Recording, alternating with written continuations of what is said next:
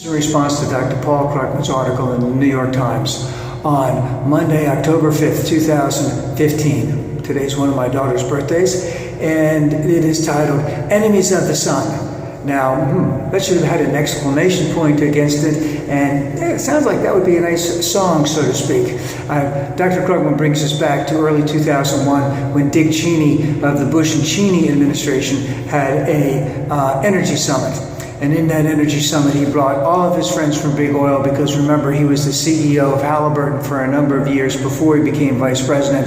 And I remember that there were just all kinds there was court. They actually took them to court because they wanted them to release the names of the people that were in there because alternative energy did not have a place at the table. And of course, what we found out, that stuff got leaked. We found out it was all Big Oil that was there. And basically also that they were trying to find a way to get into Iraq. Yeah, we know all of that stuff. So, but the point was, in Dick Cheney's little energy energy committee, whatever he had, that there were two sections in there. One of them was on alternative energy, and one of them was on energy conservation.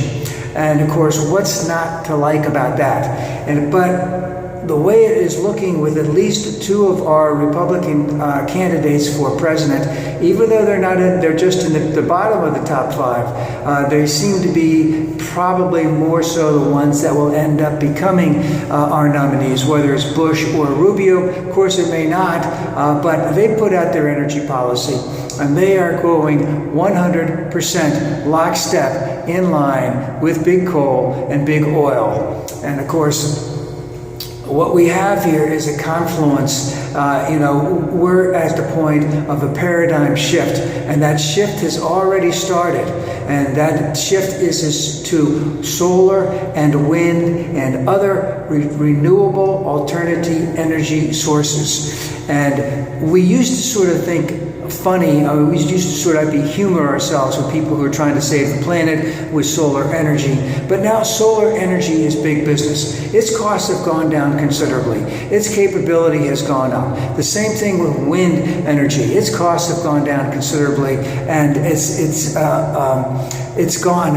big business. And right now, we're also on the precipice of new mechanisms to get energy from the sun and from the wind that will allow us to be even more efficient in extracting that renewable source of energy. But are you hearing that from Jeb Bush? No. Are you hearing that from Mark Rubio? No. Nothing whatsoever. Now, we'll get into the reason in just a minute. But they're touting, we want to bring out energy in the United States and bring the United States back to full employment, et cetera, et cetera. But right now, at the same time, the jobs that are being created for wind and solar are going up as their costs are going down. And of course, at the same time, renewable energies do not pollute the atmosphere like coal and like oil. And the thing is, and this is just so dramatic to me, is that, we've known for a long time that coal and oil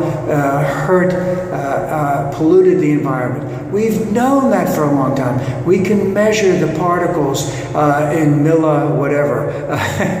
millisomethings. We know how it gets into our lungs. We know how it travels in the air. We know when it settles on the ground, how it affects the ground. We know how it affects the well water. We know how it affects the oceans and the rivers that we're in. We know all of that. So why are we not having just an incredible push towards alternative energy? Do we still need gas, coal? Yes, we do. How much longer? I don't know. There's thoughts that it's 2015. We could be out of that game by 2050, 35 years, or possibly even in 15 or 20 years. So, but right now, the Republican Party is the party of what I would like to call old energy, and that is oil and gas. They are dependent on the money from oil and gas and coal industries for their campaigns. Right now, oil and gas is contributing 87% of their money for this campaign in 2015 to the Republican Party. And coal is giving 96% of their money to the Republican Party. Now, alternatives, wind and solar are giving about 56% to the Democrats. And is there a sign? Yes. Are the wind and solar hedging their bets a little bit with the Democrats? Probably a little bit, because they know that other places, other candidates and wind and energy will continue to grow, so they got to hedge their bets a little bit because they want to have the tax write-offs. Now, should we be writing off all these tax write-offs to oil? Yes, we should. That should have been stopped a long, long time ago. But what we're also seeing here is through Rubio, through Bush, and their henchmen, so to speak, we're seeing a smear campaign against alternative energy and its viability. Dr. Krugman pointed out an article by someone who wrote in Newsweek, and of course then we found out that he worked for the Koch brothers, was on a committee with the Koch brothers, got his funding for the Koch brothers for the research that he did. So this is how this type of thing is going to go on. And of course, this, again, one of my big points about the 2015 election is it's going to be decided by a number of factors.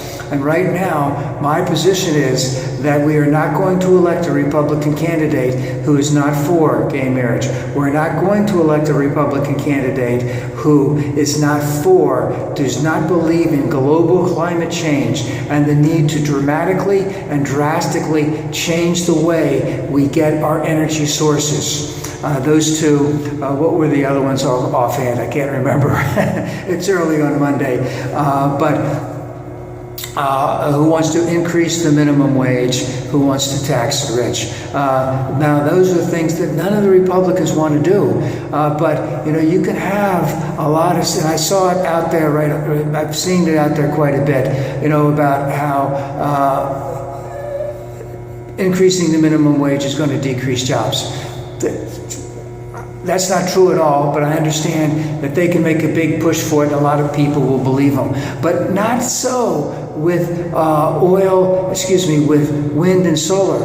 That will be a big factor. That will be something the Democrats should be pushing and pushing hard, that we can change the landscape of how we get our energy that will be beneficial to everyone in the world and will make money. Because we'll be building the crap out of these wind and solar types of things. But that's not what we're going to hear from the Republicans in this campaign at all. They are in the tank for big oil. They are enemies of the sun.